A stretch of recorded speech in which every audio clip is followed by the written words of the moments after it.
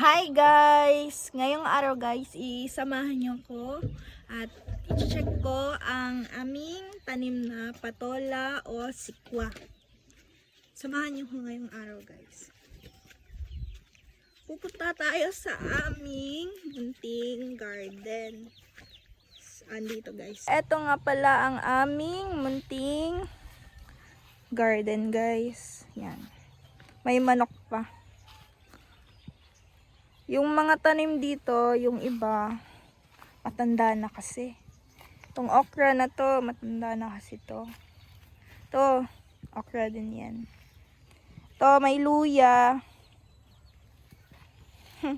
May manok pa. So, titignan natin yung aming sikwa, guys. May balatong pa dito, guys. So, eto na ang aming sikwa or patola. Ito na siya guys. Nasabit. Ayan. Eto. Ito, malaki-laki na to. Eto. Pero, lalaki pa to siya. Kaya, hindi mo na namin kukunin. Eto. Apat to guys, oh. Ayan.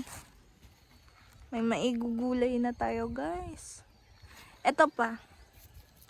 Yan. Magvi-video tayo ng mag-harvest tayo ng sikwa.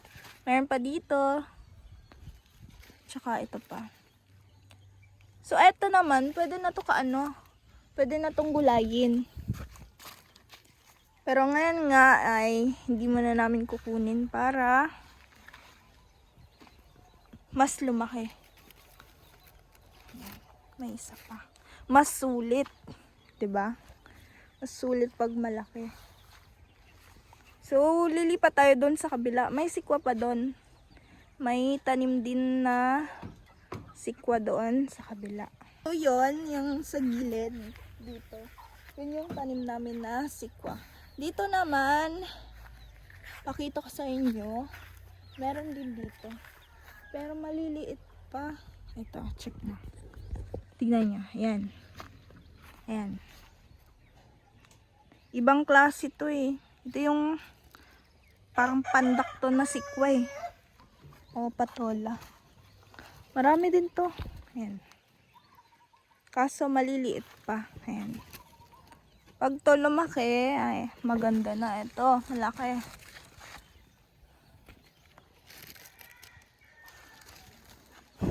Ay, ito. Malaki na to. Ayan. Ito, marami-rami to. Pag to lumaki, marami-rami din to.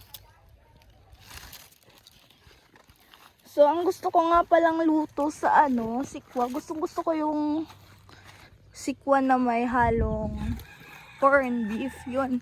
Gusto ko talaga yun. Gigisa mo lang, tapos lalagyan ng corned beef. Simpleng luto. Ito pa. Yan o. Dami. Yan.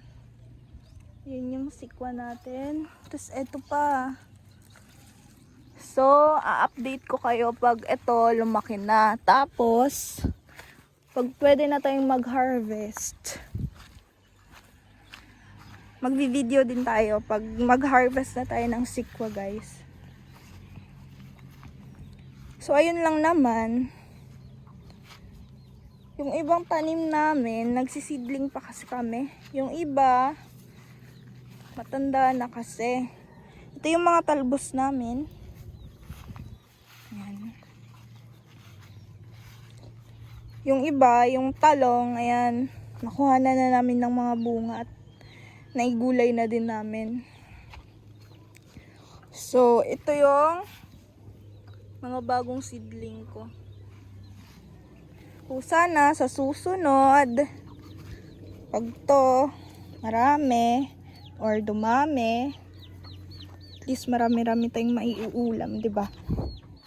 Ito yung papaya. May papaya kami dyan. Ito.